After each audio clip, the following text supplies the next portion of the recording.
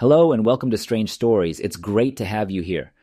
We are all about sharing stories of near-death experiences from around the world in the hopes of bringing some light and inspiration to your day. Our daily videos offer a glimpse into what lies beyond this life, and we believe that they can help us all appreciate the gift of life a little bit more. If you enjoy our content, please consider liking, subscribing, and hitting the notification bell to stay up to date on all of our latest videos. Your support means the world to us and helps us continue to grow. And to our returning viewers, welcome back. We're thrilled to have you with us again. So go ahead, grab a cozy blanket, get comfy, and join us for today's incredible near-death experience story. My name is William Tortorella. In 1994, I had a near-death experience while attending a trade show in Tucson, Arizona. It's a show I've done for many years, and it's actually the world's largest gem and mineral show, but they also sell jewelry there. My company sold sterling silver and watches. But as I previously stated, I've been doing this for years, and in February, the entire city of Tucson, Arizona transforms into a gem show. The convention center is completely full. They have vendors from all over the world in every ballroom in every hotel, and many of them even work out of their hotel rooms. So it's a massive show, and people come from all over the world, including Europe, the United States, Canada, Africa, and Asia. There's usually something going on every year. In February, it's also flu and cold season, but this year was a little different. There was a terrible virus going around, and it was only getting worse. By the third day of the show, people were falling ill. Up until the third day, I was fine. Then, on the fourth day, I awoke unable to breathe. My throat was swollen. I had a terrible fever, and I was trying to work through it all. However, the lady in the booth across from me had collapsed the day before. So by noon, I was feeling awful and told myself that I needed to go to the hospital. At the time, I was having trouble breathing. It had gotten that bad. At the time, no one knew what the virus was. As a result, I went to the hospital. It was extremely crowded. The waiting room was completely packed. This thing had to have been spreading around like a bad flu virus. I was sitting in the waiting room, and I was sitting in the waiting room. They asked if any of us wanted to go into the medical center, so I ended up going to a medical center to be treated faster. So I went to the medical center in the early afternoon, and they immediately put me on oxygen because my oxygen levels were low. They then hooked me up with IV antibiotics because I told them what I had. I was sore and swollen with pockets in my throat. It didn't look promising. For a while, they gave me an IV antibiotic. They must have changed the IV bag 2 or 3 times while I was there. After my oxygen levels returned to normal, they gave me antibiotics in pill form and instructed me to take them with me when I returned. They also provided me with an inhaler to aid in my breathing. They advised me to go to the hospital the following morning if I felt the same way. So I went back to the hotel room, where I was in excruciating pain and sweating profusely from the fever. Before I fell asleep, it had been a bad night. When I finally dozed off, I found myself in a night of light and love. I actually came to a halt in my breathing. I recall exactly how I left my body. Through my eyes, I saw myself leaving my body. I'm about to tell you how clear and profound this NDE is. I could see myself exiting my body. I literally heard myself take my last breath. And now I'm floating above my body in this gorgeous fluorescent green mist. It was breathtaking. It had been magnified numerous times. The color represented life. That's the best way I can put it. I recall hovering over the bed, staring down at this hulking body. When I first left my body, I realized it wasn't mine. But now something strange was happening to me. I was in a great mood. I felt like I was being embraced. I felt a sense of lightness I'd never felt before. At the time, I was experiencing feelings of love. Except for the body on the bed, I don't recognize myself right now. The other side has explained to me that the spirit waits around the body to ensure that there is no life left in the body. The brightness came from behind me at that moment, and I was hovering for a little while. On both sides, I could see the brightness come in like a beam of light. The light was coming in from behind me. The light was coming in from behind me. I don't remember turning, but I did turn right away. I was drawn into this lovely gateway, this lovely tunnel of magnificent light. I'm in the tunnel now, and I'm moving. I'm becoming increasingly frantic. I only feel loved and embraced. This love is growing and growing and growing. These lovely colors make up the tunnel. The colors were passing by and through me, and it was breathtaking. It was absolutely breathtaking. All I felt was that I was a part of the light. To describe how it felt, I know I said the speed of light, but that's the only way I could explain it. I felt as if I were moving at the speed of light, and that I was part of the light itself. The light and colors were passing through and around me. I recall my arrival, which I'll refer to as heaven. Oh my goodness, I'll never forget this. I announced that I had returned home. I've arrived home. Thank God I'm back home. There were family and friends present at the time. I was in this large, well-lit area. It was stunning. They came to say hello, and that was lovely. I recall a lovely spirit approaching me, and when I turned to face it, she said, "Yes, Bill, you're home. You've returned to the light of our Lord." She introduced herself. "My name is Antonia, and I'm one of your guardians," she explained. "On your way home, I was with you." I asked her if she was with me. I had no idea if anyone was with me at the time. I was moving so quickly and feeling so much love. It was fantastic. "Yes," she says, "I was the one who brought you to your body and brought you home." She introduced me to her family and friends. I admitted that I could feel them. I could feel him when she said, "I'm in the light of our Lord." I could almost feel Jesus. It was stunning.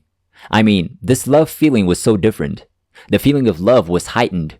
I can't explain it here because we're in human form, but it's a completely different kind of love when we're in spirit form and you're light and love.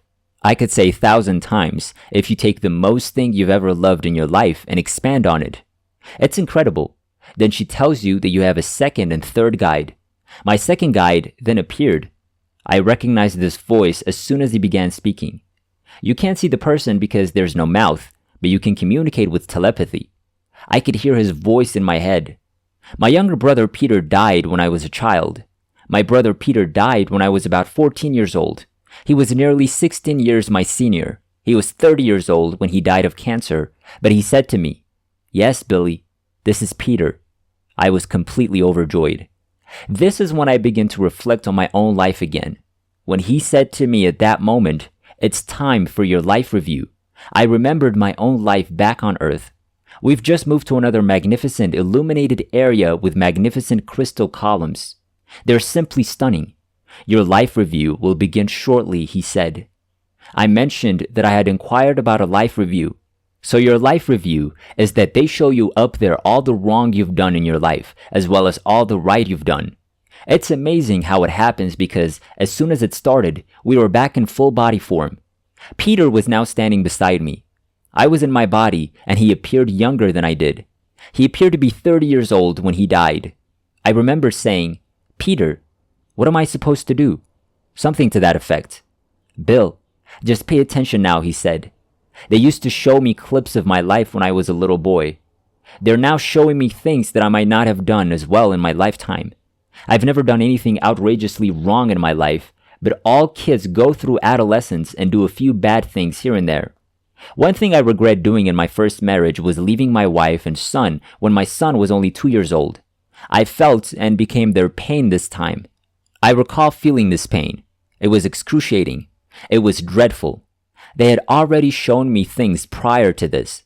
I used to practice karate for years by accident.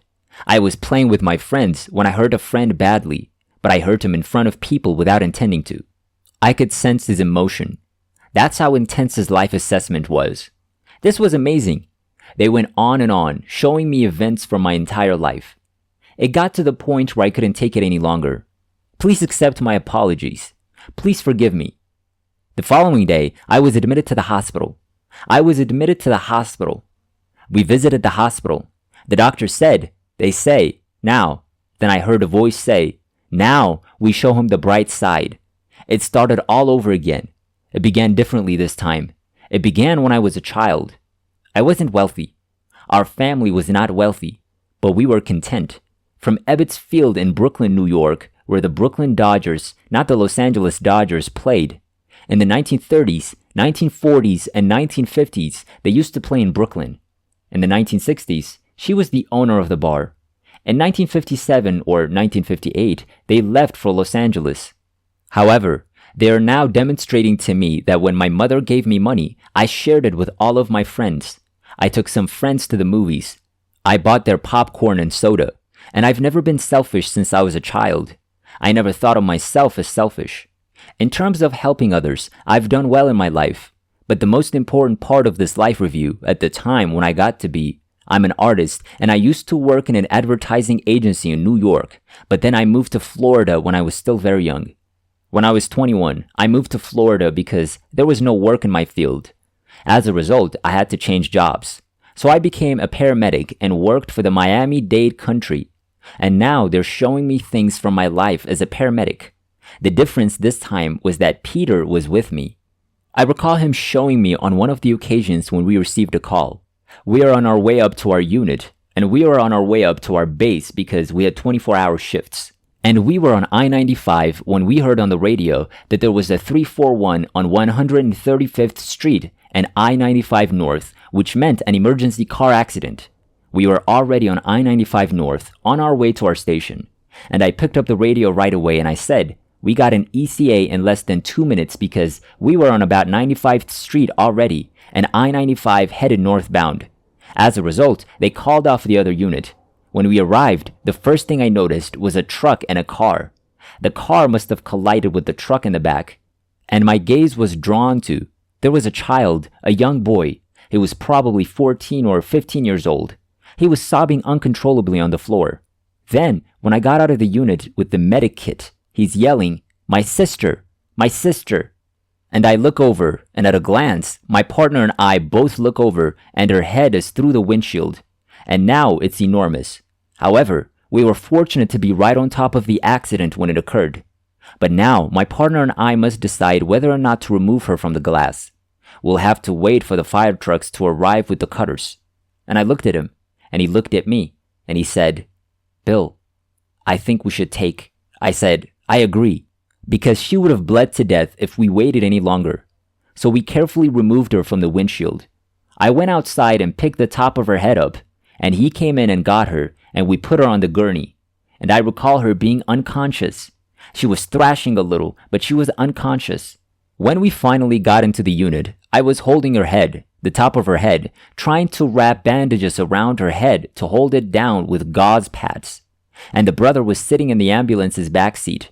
So I'm over on the stretcher side. I'm praying now with my hand on the bottom of her neck and the top of her head. I'm praying to God for assistance. I prayed to God to help me. And I saw Peter's hands come into contact with mine. He was standing right next to me. And this was fantastic at the time. We went straight to the hospital, the General Hospital, which was formerly known as Parkway General.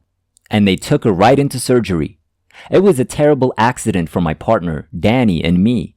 We were covered in blood, and I prayed for the girl all day, every day. I said a prayer for her, and Danny and the other guys in the unit told Bill that he needed to stop taking his work home with him or bringing it along with him. But it was difficult. It was difficult not to think about that. So we went and we completed a 24-hour shift, and I mentioned that the next morning we were about to return to the station, the main station, to drop off the unit. We worked for 24 hours straight and finished, and I explained, Danny, that I was the guy in the back. People were being treated by a paramedic. When Danny was a driver, he was also a paramedic.